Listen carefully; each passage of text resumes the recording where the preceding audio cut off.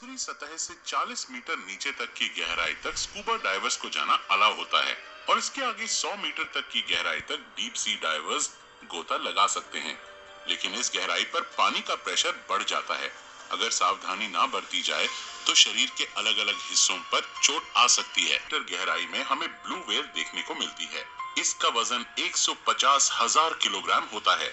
समंदर में हम जैसे जैसे नीचे चलते जाते हैं, हमारे ऊपर पानी का वेट वैसे वैसे बढ़ता जाता है।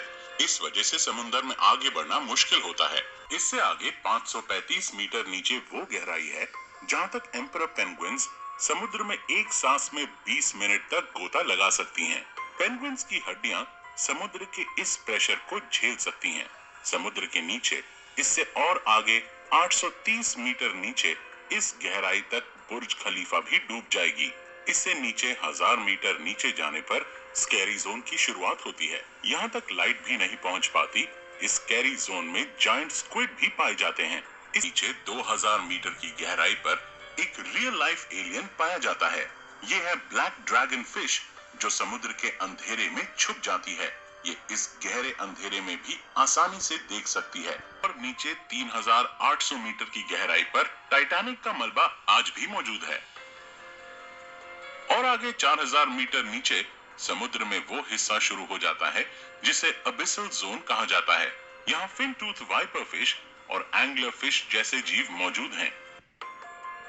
पानी के अंधेरे में एंगलर फिश को नेचर ने एक ऐसी टॉर्च दी है जिससे वो आसानी से अंधेरे में देख सकती है।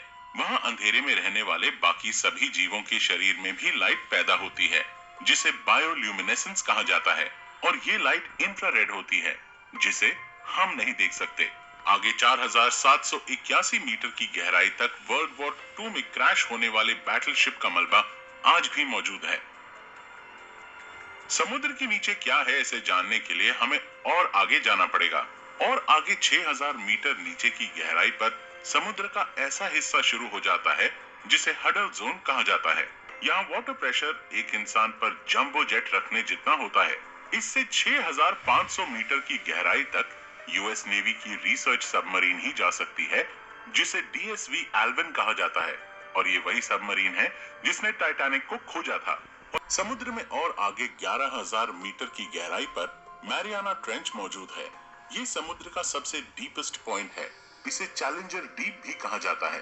ये समुद्र में जानी गई अब तक की सबसे गहरी खाई है और इससे आगे आज तक कोई नहीं गया। समुद्र की इस गहराई में कई भयानक राज दफन है। जब एक बार एक अंडर वाटर किलोमीटर नीचे भेजा गया तो उस व्हीकल को किसी पावरफुल जीव ने काफी मजबूती से पकड़ लिया था और काफी जोर लगाने पर भी इसे लोग नहीं छुड़ा पाए। पर जाता है कि समुद्र की गहराइयों में कुछ भयंकर जीव आज भी मौजूद हैं जिन्हें हम नहीं खोज पाए हैं।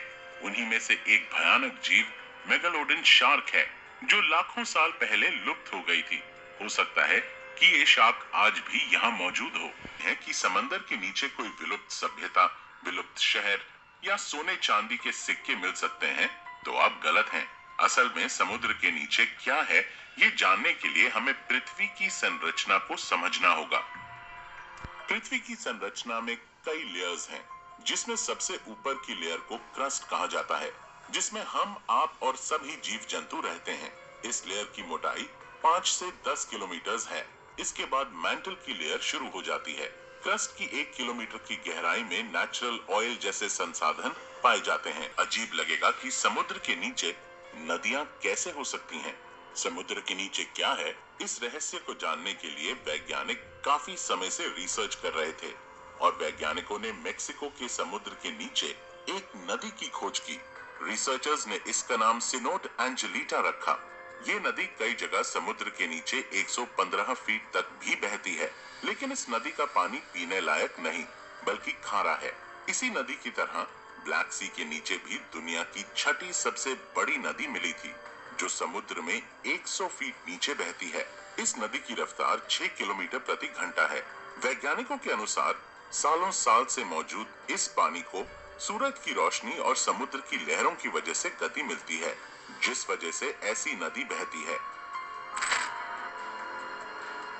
समुद्र के नीचे नदी कैसे बह सकती है, ये जानने के लिए वैज्ञानिक खोज करने लगे तो पता चला कि समुद्र के नीचे नदी बहने के लिए धरती का घूमना, समुद्र के पानी का घनत्व यानी डेंसिटी और टेम्परेचर जिम्मेदार होता है। समुद्र में सूरज की रोशनी सब जगह अलग अलग टेम्परेचर क्रिएट करती है और साथ ही पृथ्वी के लगातार रोटेशन की वजह से समुद्री सतह पर छोटी छोटी वाटर करंट्स पैदा होती हैं, जिस वजह से समुद्र के नीचे भी नदी बहने लगती है। समुद्र के नीचे इस तरह पैदा होने वाली सबसे बड़ी नदी को गल्फ स्ट्रीम या गल्फ धारा के नाम से जाना जाता है। ये नदी इतनी बड़ी है कि अगर दुनिया की सभी नदियों का पानी भी मिला दिया जाए तो भी ये इस नदी के पानी से कम होगा। इस धारा में घूमने वाले पानी को अंतरिक्ष में मौजूद सैटेलाइट से भी आसानी से देखा जा सकता है। दोस्तों, समुद्र के नीचे क्या है, इसके कुछ रहस्य समुद्र के बाकी 95% हिस्से में दफन हैं और हम जानते हैं कि हमने अब तक समुद्र के सिर्फ 5% हिस्से को एक्सप्लोर किया है। ऐसे में समुद्र की दुनिया हमारे लिए हमेशा रहस्यमयी ही बनी रहेगी। साइंटिस्ट्स के अनुसार समुद्र के नीचे की दुनिया में कई नए विचित्र जीव प्रजाति भी मौजूद हो सकते हैं, जैसे कि जायंट ट्यूब वर्म्स और वैम्पायर स्क्विड। इसके अलावा समुद्र के नीचे कई नए ऑयल रिसोर्सेज, मिनरल्स वगैरह भी मौजूद हो सकते हैं जो हमें इकोनॉमिकली स्ट्रॉन्ग बना सकते हैं। साथ ही समुद्र की दुनिया में हो सकता है कि कुछ प्राचीन सिविलाइजेशंस के सबूत भी मौजूद हों जो अब तक हमारे नोटिस में ही ना आए हों।